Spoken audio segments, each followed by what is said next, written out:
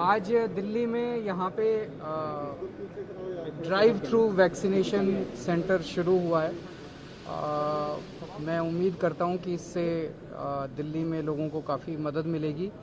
आने वाले टाइम में अगले कुछ दिनों के अंदर इसी किस्म के ड्राइव थ्रू सेंटर और भी बहुत सारे शुरू होने वाले हैं और लोगों को उससे काफ़ी मदद मिलेगी।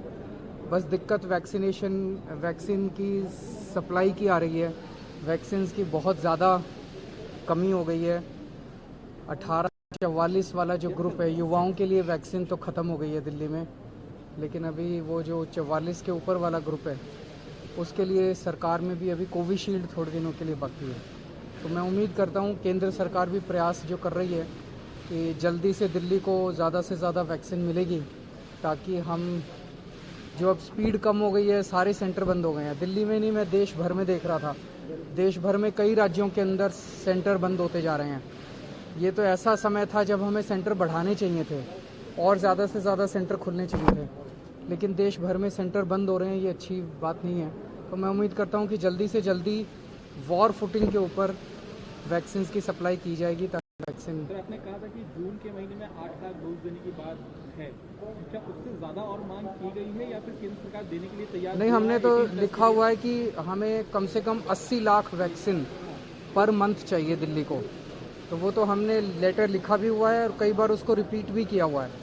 मैंने खुद ने प्रधानमंत्री जी को लिखा है, मनीष जी ने MHA को लिखा है, तो कई बार लिखा है, लेकिन अभी तक वैक्सीन की कमी तो है ही। सर, और केवल लॉकडाउन खोलने की बात चल रही है, तो अजीब सा नहीं लगेगा कि एक तरफ वैक्सीनेशन बंद होगा, दूसरी तरफ लॉकडाउन खुलने की बातें शुरू हो जाएंगी? लॉकडाउन को इंडेफिनेटली तो नहीं बढ़ाया जा सकता और लोगों की इकोनॉमिक एक्टिविटी ख़त्म हो रही है, लोगों के काम धंधे बंद हो रहे हैं।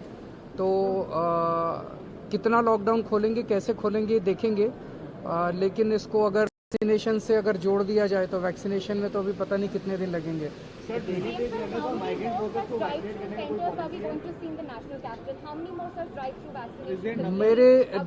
मेरी नज़र में 2-3 है। एक छत्रसाल में शायद सैटरडे को खुल रहा है और 1-2 प्राइवेट सेक्टर में और खुलने वाले हैं। लेकिन सबसे बड़ी दिक्कत ड्राइव थ्रू सेंटर्स तो हम जितने मर्जी आप कहेंगे हर एरिया में खोल देंगे। दिक्कत वैक्सीन की है ना, वैक्सीन होगी तभी तो वैक्सीनेशन सेंटर खुलेंगे। सर, ये गवर्नमेंट छत्रसाल में खुल रहा है, शायद सैटरडे को खुल रहा है।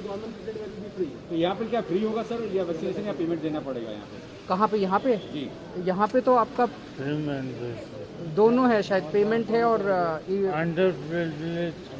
अंडर प्रिविलेज के लिए फ्री है।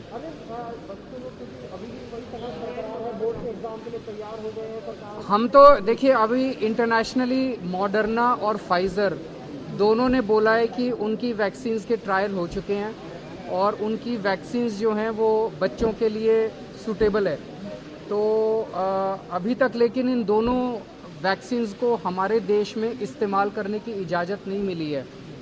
मैं समझता हूं कि केंद्र सरकार को इसमें अब देरी नहीं करनी चाहिए और जितनी भी इंटरनेशनली अवेलेबल वैक्सीन्स हैं सबको हमारे देश के अंदर इस्तेमाल करने की इजाज़त हो, और ख़ास तौर से बच्चों के लिए जो सूटेबल वैक्सीन्स मिल रही हैं।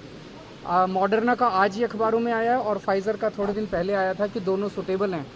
ज़्यादा से ज़्यादा मात्रा में इन वैक्सीन्स को प्रोक्योर करके हमारे बच्चों को लगाई। क्या कहना है सर? जवाब आपको आया क्या? पिछली बार आपने बताया था कि स्पुतनिक को उनसे बातचीत चल रही है। कल भी उनके लोगों की, हमारे अधिकारियों के मीटिंग हुई है, स्पुतनिक वालों की बातचीत चल रही है कि कितनी देंगे वो, लेकिन कितनी देंगे इसके ऊपर बातचीत चल रही है। क्या चीज़ है, कितने केस हो गए हैं, दवाई की क्या? 620 के करीब केसेस दिल्ली में हो गए हैं, लेकिन दवाई नहीं मिल रही है। परसों भी 400 के करीब वो मिले थे डोज, कल भी 400 मिले थे, जबकि एक दिन में एक पेशेंट को 6 के करीब इंजेक्शन लगाने होते हैं। तो अगर 600 पेशेंट्स हैं तो हमें 3500 इंजेक्शन डेली चाहिए, लेकिन हमें मिल रहे हैं केवल 400 इंजेक्शन। तो उस वजह से उसके इलाज में काफ़ी दिक्कत आ रही है।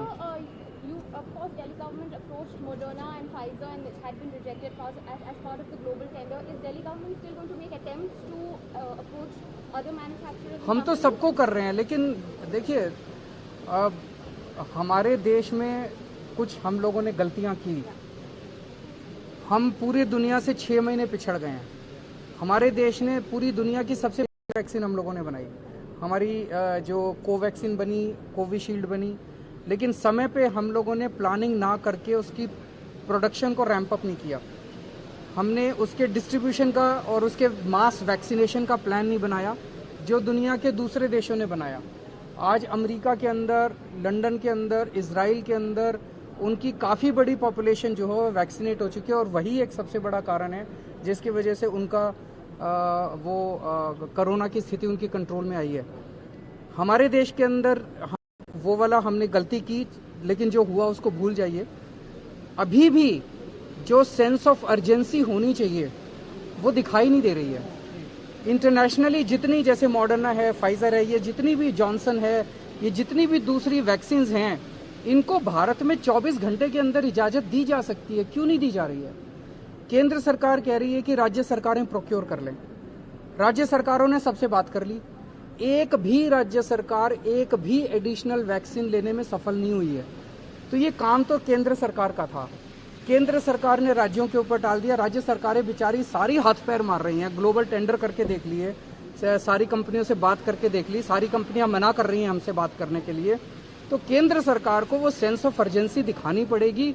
वॉर फुटिंग के ऊपर इस वैक्सीनेशन के कार्यक्रम को चलाना पड़ेगा, अदरवाइज काम नहीं चलेगा। केंद्र राज्य सरकार, ये तो ऐसे हो गया कि मान लो कल पाकिस्तान वॉर कर दे हमारे देश पे और फिर वो कहे अरे दिल्ली वालों ने न्यूक्लियर बम बनाया क्या, उत्तर प्रदेश वालों ने टैंक खरीदा क्या, बिहार वालों ने, और राज्य केंद्र सरकार कहते सारे अपना अपना सब संभाल लेना।